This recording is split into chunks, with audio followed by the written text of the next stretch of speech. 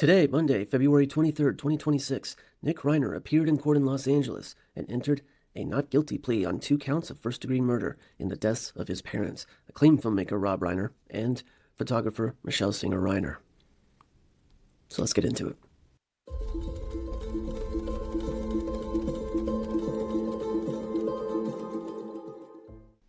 Hey guys, welcome back to Justice for All. I am Aaron Justice, and today, in a brief arraignment hearing, Nick Reiner, 32, pleaded not guilty to the charges he is facing. He appeared before a Los Angeles Superior Court judge wearing a brown jumpsuit and was represented by a public defender after his original attorney withdrew. We remember that. Prosecutors are charging him under special circumstances that can make the case eligible for life imprisonment without parole or even the DP. Though no final decision has been made yet, of course, Reiner remains in custody without bail after his arrest in December. He also waived his right to a speedy trial at this stage, and his next court date is set for April 29th, 2026. So, it looks like we are in for a long one. A lot of people, I think, were hoping that he would go ahead and enter a guilty plea, since the evidence seems to be quite overwhelming on the public front, yet we really do not yet know exactly what went down on that day. And so, looks like we're going to be in for a long one. But let's take a look at the courtroom footage from what happened today at the arraignment. Contingency F0809. My Honor, the Green Justice Attorney, Mr. Reiner, is present in court in custody. Thank you. Thank you. Good morning to each of you. Good morning, Mr. Reiner. And how would you like to proceed at this time, counsel? The court has, and I'll just make a record, the court has, we address the request for media coverage off the record. Court just orders that there's no live streaming and no live transport, no live transmission, and no filming of anyone in the gallery. We'd like to go forward with the arraignment at this time. Thank you. And on behalf of Mr. Reiner, to waive full ream and plaintiff advisement of rights, including armed forces and veterans' rights, and a plea of not guilty, denying any and all special allegations, enhancements, and powers. Yes, Your Honor. A plea of not guilty is entered on behalf of Mr. Reiner. Counsel's requesting April 29th as your April 29th, 2026 as a 0 of 30 calendar days. Yes. And Mr. Mantigra, waiver from your plaintiff. Yes, sir. Mr. Reiner, you are entitled to a speedy preliminary hearing. That's a preliminary hearing within 10 court days and 60 calendar days of your arraignment. Your arraignment is today. Do you understand, waive, and direct those rights so that your matter may be continued to April 29, 2026 as a 0 of 30 calendar days, with the understanding that your preliminary hearing may commence within 30 calendar days of April 29. And does counsel join in that waiver? Thank you. The court finds that Mr. Reiner has made a knowing and intelligent waiver of his right to a speedy preliminary hearing within 10 court days and 60 calendar days, and that his counsel of record joins in that waiver and definitively agrees that the next court date of April 29, 2026 is a 0 of 30 calendar days. The matter is assigned to, for all purposes, by the supervising judge of the criminal master calendar. The matter is assigned to, for all purposes, to Judge Sam Gada in Department 108. Counsel, is there being bail? Yes. It's bail, Senate, no bail. Anything further in this case? Yes, for the record, Your Honor, people have turned over to the defense the large bulk of discovery. We are still waiting word from the coroner's office that they've completed the autopsy report. As soon as we get it, we will turn it over from the defense, as well as any other discovery that comes.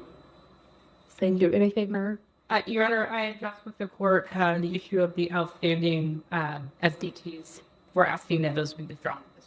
And those subpoenas as referenced by the defense are withdrawn by order to off. Thank you. Anything further? Thank you. On December 14th, 2025, authorities found Rob Reiner, 78, and his wife, Michelle Singer Reiner, 70, stabbed to death inside their home in the Brentwood neighborhood of Los Angeles. The bodies were discovered later in the afternoon by their daughter, Romy Reiner. Hours earlier, they had attended a family event, and sources reported that Nick had been involved in a heated disagreement with his father at a Christmas party the prior evening. Police later arrested Nick Reiner that same night. He was charged with 2 counts of first-degree murder, with special circumstance allegations, meaning prosecutors are treating the case as exceptionally serious due to the multiple murders and the use of a deadly weapon. Who is this Nick Reiner? Well, he's the youngest son of Rob and Michelle. He previously spoke publicly about his struggles with addiction and mental health challenges, including experiences with homelessness and treatment that he had undergone. In 2015, he co-wrote a screenplay for the film Being Charlie, which explored addiction, and it was directed by his father.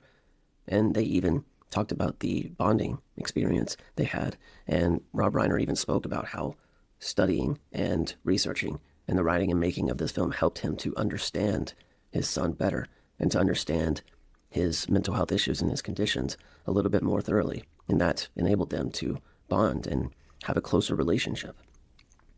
Over the years, Nick, reportedly received treatment related to schizophrenia diagnosis, and there have been questions about his medication and mental state leading up to this tragedy. Reiner's siblings, Jake and Romy, have issued heartfelt statements mourning their parents' death, describing them as their best friends, and asking for privacy and compassion as the legal process continues. Now that Nick Reiner has entered a not guilty plea, the case will proceed through pretrial hearings, with the next major step being a preliminary hearing on April 29, 2026, where a judge will decide if there is enough evidence for the case to go to an actual trial. So, this is far from over. We don't know for sure if it will go to trial or not, but if the judge does indeed decide that there's enough evidence for a trial to be held, then of course that will drag out even more. And so this isn't going to be a short in and out thing. I think a lot of people were hoping that it would be, hoping that he would come in, enter a plea of guilty, and really just accept whatever fate was dealt his way. But now, they're going to try to fight, and it is unclear exactly how they're going to go about that. My suspicion is they will try to look at a plea of insanity, but again, we'll see. This is the first time I'm covering this story, not because it's not interesting and fascinating, but because I've been waiting for the right time. Up until now, there's been a lot of reporting on what allegedly happened. There's been a lot of back and forth on what may or may not have happened, what has been going on, what led up to this. There's been a lot of looking into Nick's past, especially as far as his mental health and his issues with addiction. And so I was waiting for something to click, something to happen, an inciting incident that was going to propel this story forward so that we can begin to look at all of the different pieces at play and analyze them. Because this story, it falls right in the center of the things that I do in my private practice and also what I'm interested in.